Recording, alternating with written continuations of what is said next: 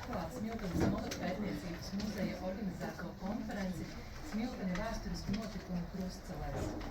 Šādu konferenci muzejs organizē pirmo reizi, taču ceru, ka tā būs par gaidījušu notikumu arī turpmākajos gados.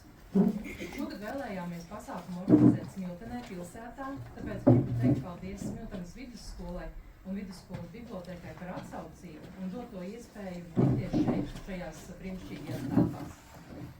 2024. gads šīs konferences organizēšanai nav izvēlēts nejauši.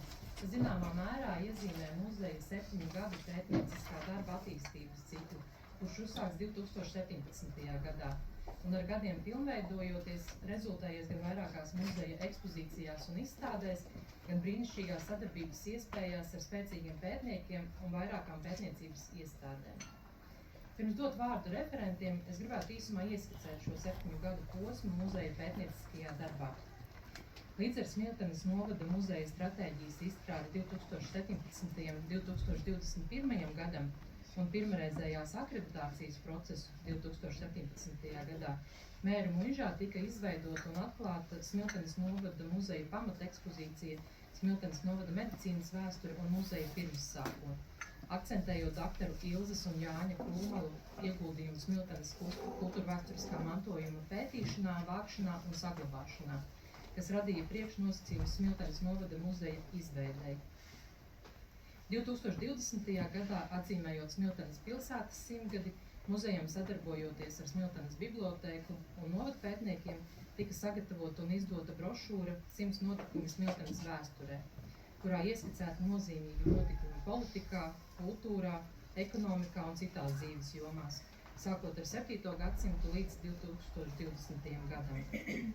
Smiltenes 100-gadas gadā tapa arī 2 video cikli. Smiltenes leģendas, kurā apkopoti nostāsti un teiktas par Smiltenē nozīmīgām vietām, notikumiem un personām, kā arī mans karoga stāsts, apkopojot smilteniešu dzimtu karogu stāstus, kuri norisinājušies gan padomju represiju ēnā, gan tautas atmodas kustības ietekmē.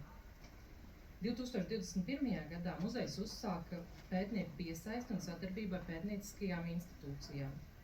Sadarbībā ar parku vēsturiskās ainavas speciālisti Ilzi Māru Janelis no vācu valodas tika iztulkots Smiltenes pilsmūžas 1688. gada ēku saraksts ar skaidrojumiem un komentāriem, kā arī veikta Mēra muižas parka inventarizācija.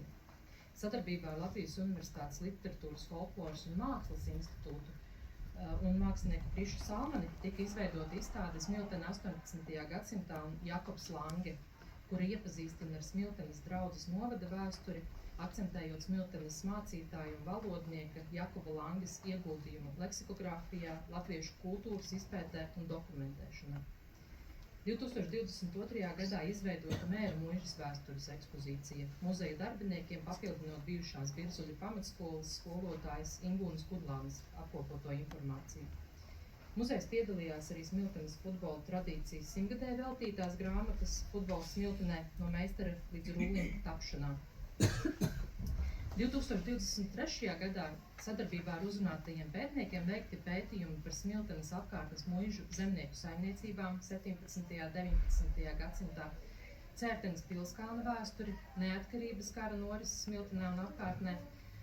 Šodien ar šiem pētījumiem būs iespēja iepazīties arī plašā konferences ietvaros.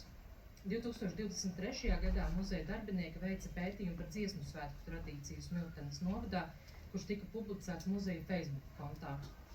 Muzeja darbinieku jaunākais pētījums saistīts ar 1918. gada represijām, kas rezultējās izstādē, kuru šajā februārī apskatām šeit bibliotēkā. Pamats šīs tēmas izpētē bija Mēra muižas īpašnieka Jakoba Augusta Hekera neskaidrie nāves apstākļi. Sākot šķetināt ar Hekera nāvi saistītos faktus, atklājās šī traģiskā notikuma plašāks konteksts, kurš līdz šim tikai fragmentāri apskatīts dažādos publicētos avotos, bet atklāja jaunu lapus toreiz tik nestabilajā un sarežģītajā politiskajā situācijā Latvijas teritorijā.